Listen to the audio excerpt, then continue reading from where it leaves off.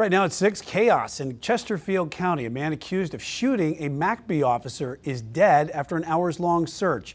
That violent chain of events began last night during a traffic stop when authorities say the suspect shot an officer and took off. It ended when investigators found the suspect near a home dead, and sources say this appears to be a case of a self-inflicted gunshot wound.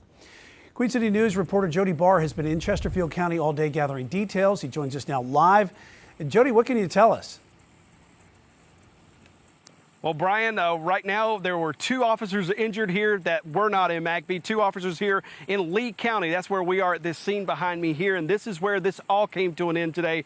2 officers hit with shrapnel from the gunfire here this morning in what was described to me as a shootout between the shooting suspect and law enforcement officers. That would be the State Law Enforcement Division, the Department of Natural Resources here in South Carolina, and the Lee County Sheriff's Office, all involved in some way in this shootout. Again, 2 officers were injured, but both are A-OK right now, both with minor injuries. But 1 officer did not make it, and that was a K-9 officer here in Lee County. The chief deputy who responded here, I was told by the Lee County Sheriff that his chief deputy had a K-9 dog in the car, and that dog ended up burning up in the vehicle. That car was hit by gunfire, and the car caught fire, and in the barrage of bullets that were coming these officers' way, the sheriff says the dog did not make it out of that car. We just saw a procession from this scene here. The dog has been taken from the scene, and the sheriff tells me he will be cremated.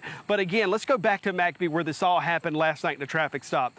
What I'm telling you is some of this information is from sources, and what we saw, I saw a photograph that we did not take that photograph. We can't show that photograph, but I did see a photograph from the crime scene, and the McBee police officer's car is parked, and there are evidence markers. Those are those yellow little placards that you see on the ground in all the crime movies. But those markers were littered around that car, almost in 360 degrees. I saw one of the markers, the highest number I saw was 51, but we're told by our sources there were upwards of potentially 60 shots fired by that suspect at that McBee police officer just on the edge of the grounds of the McBee High School last night. I was told, though, and the sheriff who we talked to here earlier also told me he heard the same story, that the McBee police officer was laying across the seat in the car, playing dead. Again, as those sources tell us, the suspect circled that car and was firing. We don't know yet exactly what type of firearm it was, but I was told it was a high-powered rifle.